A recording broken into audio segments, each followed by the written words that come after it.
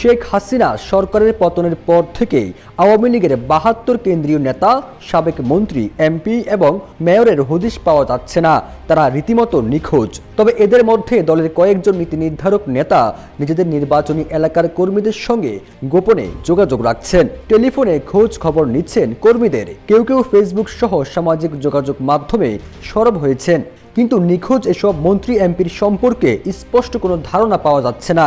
নিখোঁজ এসব নেতার বিরুদ্ধে একাধিক মামলা রয়েছে। খোঁজ পেলেই পুলিশ গ্রেপ্তার করবে, এমনকি সাধারণ মানুষের গণধোলাইয়েরও ভয় রয়েছে তাদের মধ্যে। ক্ষমতায় থাকা অবস্থায় সামাজিক যোগাযোগ মাধ্যমে বেশ সক্রিয় ছিলেন আওয়ামী লীগের সাধারণ সম্পাদক ওবায়দুল কাদের। হাসিনার পতনের আগ পর্যন্ত তিনি খেলা হবে কিংবা পালাবো না বলে নিয়মিত গণমাধ্যমের শিরোনাম হতেন।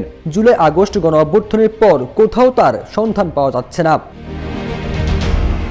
আওয়ামী লীগ সরকারের পতনের পর আমেরিকা, ইংল্যান্ড সহ বিভিন্ন দেশে আত্মগোপনে থাকা দলের বিভিন্ন কর্মীরা জানিয়েছেন, double million offer Walton fridge কিনে পেতে পারেন ২০ লক্ষ টাকা, রয়েছে কোটি কোটি টাকার নিশ্চিত উপহার। সাবেক সড়ক পরিবহন ও সেতু মন্ত্রী দেশে আছেন।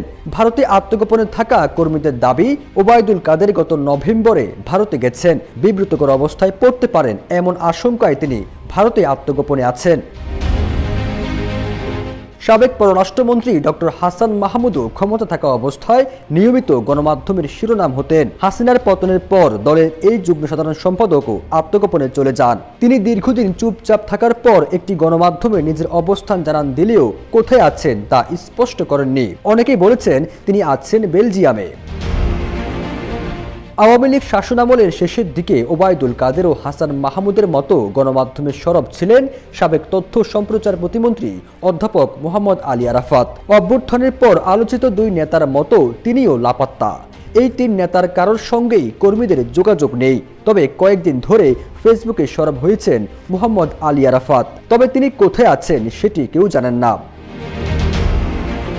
এছাড়া আরও কমপক্ষে ২৪ জন সাবেক মন্ত্রী ও প্রতিমন্ত্রীর খোঁজ নেই। তারা নির্বাচনী এলাকার কর্মীদের সঙ্গেও যোগাযোগ রাখছেন না। মোবাইল নাম্বার বা হোয়াটসঅ্যাপ নাম্বারও সচল নয়। কয়েকজন সাবেক মন্ত্রী ও প্রতিমন্ত্রী ঘনিষ্ঠজন জানিয়েছেন, গ্রেপ্তার এড়াতে তারা আত্মগোপনে আছেন। তবে তারা দেশে নাকি বিদেশে আছেন তা স্পষ্ট নয়। লাপাত্তা হয়ে থাকা সাবেক মন্ত্রী ও প্রতিমন্ত্রীদের মধ্যে রয়েছেন সাবেক মুক্তিযুদ্ধ বিষয়ক মন্ত্রী আকমা মোজাম্মেল হক, সাবেক ধর্মমন্ত্রী ফরিদুল হক খান দুলাল, সাবেক স্বাস্থ্যমন্ত্রী ডাক্তার সামান্তলাল সেন, সাবেক পানি সম্পদ প্রতিমন্ত্রী জাহিদ ফারুক শামীম, সাবেক মহিলা ও শিশু বিষয়ক প্রতিমন্ত্রী শিবিন হোসেন রিমি, সাবেক পার্বত্য চট্টগ্রাম বিষয়ক প্রতিমন্ত্রী কুজেন্দ্র লাল ত্রিপুরা, সাবেক দুর্যোগ ব্যবস্থাপনা ও ত্রাণ প্রতিমন্ত্রী মহিবুর রহমান, সাবেক বাণিজ্য প্রতিমন্ত্রী আহসানুল ইসলাম টিটু, সাবেক পরিকল্পনা প্রতিমন্ত্রী শহীদুজ্জামান সরকার, সাবেক স্বাস্থ্য প্রতিমন্ত্রী ডাক্তার রোকেয়া সুলতানা, সাবেক শিক্ষা প্রতিমন্ত্রী শামসুন নাহার চাপা এবং সাবেক সংস্কৃতি প্রতিমন্ত্রী নাহিদ ইজহার খান। ফিরোজ আলম, জাইজাইদি।